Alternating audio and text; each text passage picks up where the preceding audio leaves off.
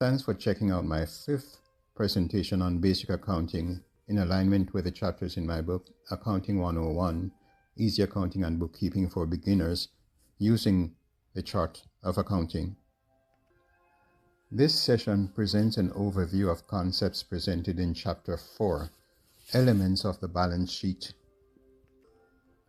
It centers on a typical balance sheet format reported and published in a firm's annual financial statements, showing the titles and amounts of the major general ledger account categories or elements shown in a stacked format used to perform horizontal and vertical analyses across different accounting periods. The balance sheet statement shows the titles and summary total amounts of the major accounting categories for assets, liabilities, and owner's equity sections of a business's chart of accounts, and is also a representation of the accounting equation total assets equals the sum of total liabilities plus total equity. The titles of the categories and related total amounts shown are the top levels of the categories' hierarchies. A firm's chart of accounts is usually created to accommodate 2 or more subcategories for each main account title shown on the balance sheet.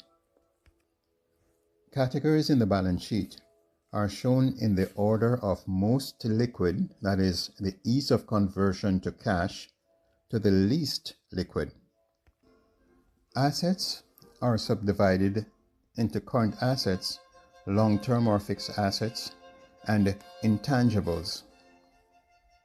Asset accounts in the general ledger normally have debit balances and are reported on the balance sheet from most liquid to least liquid, with the most liquid asset being cash. Liquidity refers to how quickly the asset can be converted to cash. Current assets are expected to be used up within the normal operating cycle of the organization, or 1 year, whichever is longer. Examples of types of current assets used by firms are cash and cash equivalents, accounts receivable, allowance for bad debts, and merchandise inventory. Long-term assets or fixed assets are expected to be useful to the firm for more than a year and expensed over a period calculated to match revenues directly or indirectly generated by such assets. They include office buildings, office furniture and equipment, machines, computer equipment, land, vehicles, warehouse equipment, etc.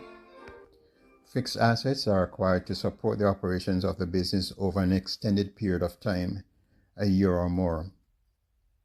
Accumulated depreciation is the contra asset in the balance sheet for the accumulated depreciation expense recorded in the income statement to expense the cost of long-term assets. Intangible assets are long-term, non-physical assets such as goodwill, copyright, patents, trademarks, and licenses.